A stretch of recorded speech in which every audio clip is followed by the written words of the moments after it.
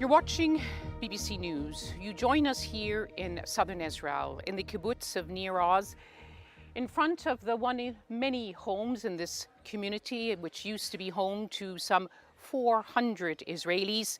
Now only 2 people live here. The entire family, which once lived in this home and others, were killed in Hamas's murderous rampage across kibbutz and towns of southern Israel on October the 7th, from the 82-year-old grandmother to the 2-year-old child.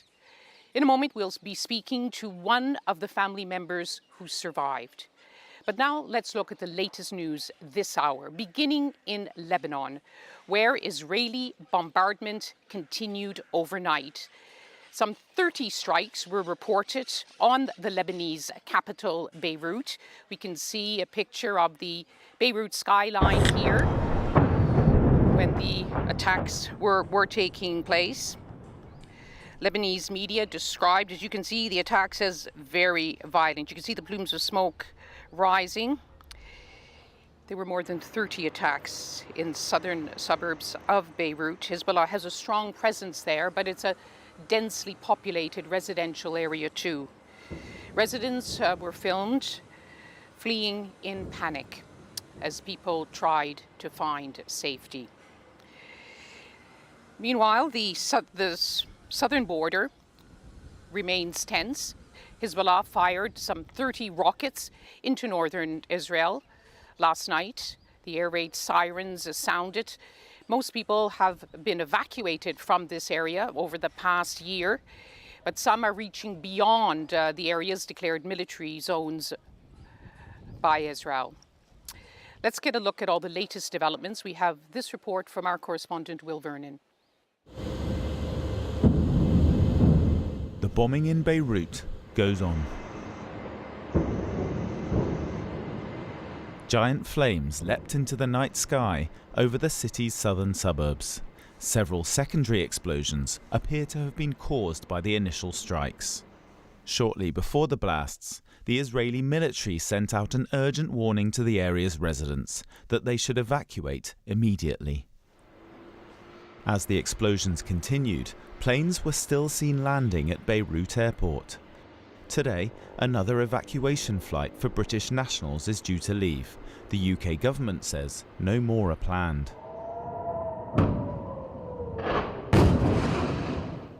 Just across the border, northern Israel also came under attack from Lebanon.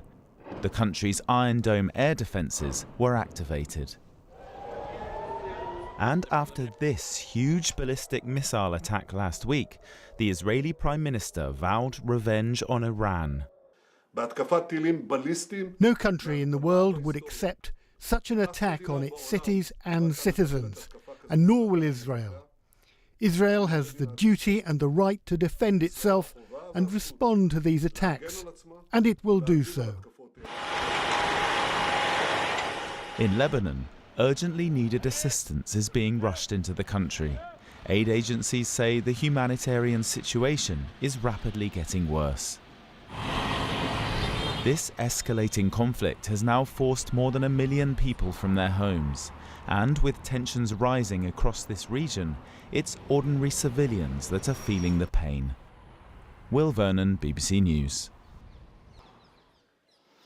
Well, let's get the latest now from Beirut this morning. We can join our correspondent there, Lina Sinjab. Lina, it's being described as the most violent night yet in Beirut after what have been many days of bombardments. Just tell us what it was like last night. It was really apocalyptic, Liz. People felt that they are watching hell on earth.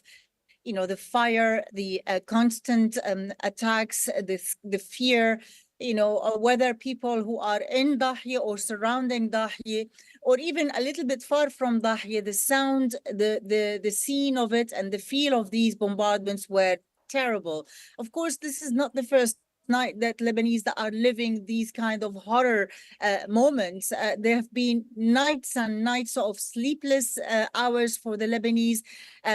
You know, airstrikes overnight and, you know, destruction during the day that they look after. They see people fleeing, there are dead people. It's just an attack after the other. And for the Lebanese, really, it's obvious for them. It's not only an attack on Hezbollah or a defense of the southern border for the Israelis, but an expanded attack. This is how the Lebanese see it, to cripple Hezbollah and to stop any kind of resistance against Israel. And that could be a target anywhere, anytime, even in civilian areas. And what are the reports from those areas this morning? Are emergency crews able to access the area to try to rescue the injured and take away any bodies if there have been people killed?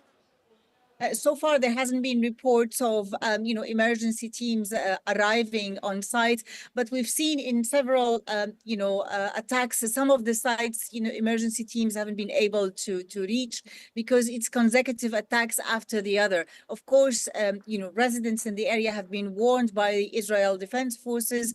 There were 3 warnings for evacuation of 8 neighborhoods, but the effect of these strikes is going beyond the neighborhoods or where the precise attacks are taking place. We've seen even outside Dahye, people are fleeing on foot, seeking, help and finding safety areas. So these are stories that are happening on a daily basis, and a daily basis of running away for safety, and daily efforts for rescue operation, for finding shelters, and for treating the wounded or retrieving bodies.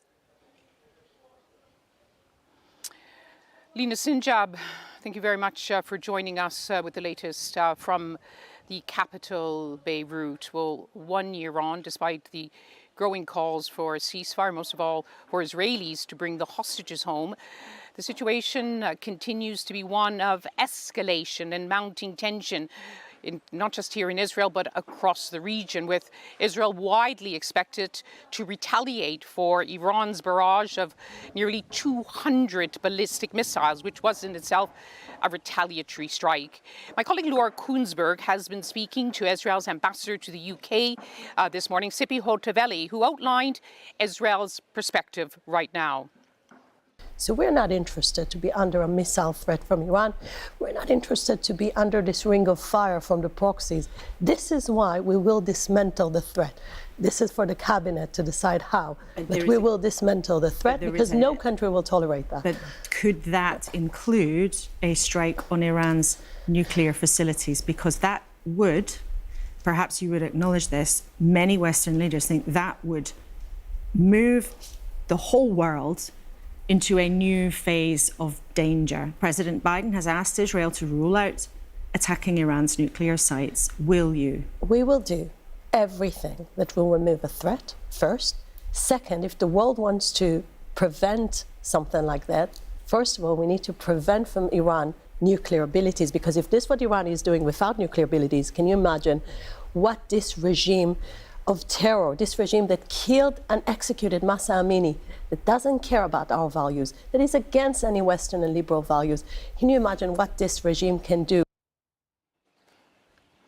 Israel's ambassador to Britain outlining Israel's war aims now. But even as the war intensifies across the border in Lebanon, and also tensions escalate with Iran, the war in Gaza goes on. These are the latest developments. Now we can take a look at the map of that area where Israeli forces, they say they've encircled Jabalia in northern Gaza again, saying that Hamas is trying to rebuild its capabilities in the north. Israel says it struck dozens of targets before troops moved in, including weapons storage sites and underground infrastructure. And in central Gaza, at least 24 people were killed and dozens wounded after Israeli warplanes struck a mosque in Deir al-Balah. That's according to Palestinian media. Israel says Hamas had been using the compound as a command center, but eyewitnesses in the area said it was housing displaced people. The mosque was being used as a shelter. And beyond this region and around the world, pro-Palestinian marches are being held this weekend. This is the latest image from a march held in Sydney, Australia. All of them come, of course, just as this terrible anniversary, the 1 year on since the attacks of October 7th in southern Israel in kibbutzes and in towns across this area and triggered this current conflict that we are reporting on today. In a moment, we're going to speak to a resident of this community, this kibbutz of Nir Oz, but let's get the latest from our correspondent in Jerusalem, John Donnison. People in Beirut saying that it was the worst night of this conflict so far. You had those massive explosions quite close to the airport, a huge fireball going up into the sky, some speculation that some sort of fuel depot, even a petrol station might have been hit, but it looked pretty scary, and those strikes have been going on into this morning. So Israel absolutely not letting up, and at the same time, as you said in your introduction, Hezbollah continuing to fire back. And have Israel given any indication of what plans they have in their response that we're all expecting to the Iranian missile attack? No, they haven't, but it's going to come. You know, it was a Jewish holiday in Israel for the Jewish New Year at the end of last week. That has now finished, and it's not a question of if, but when. So Israel has a range of targets it could go for. It could go for economic targets, so that could be oil refineries, power stations, that sort of thing, to try and hit Iran's economy. That would be at the low end of the scale. It could then obviously target Iran's nuclear facilities, something that the United States is very much urging caution on. And then at the top end, I guess, I spoke to a very senior former Israeli army general last week who said he didn't rule out possibly an assassination attempt on Iran's supreme leader. So that would obviously be a huge escalation. We don't know when it's going to happen. Prime Minister Netanyahu gave an address last night, and he said that the region was facing the forces of barbarism led by Iran. So that strike is going to come. We just don't know when. That was my colleague John Donnison speaking to Lauren Taylor.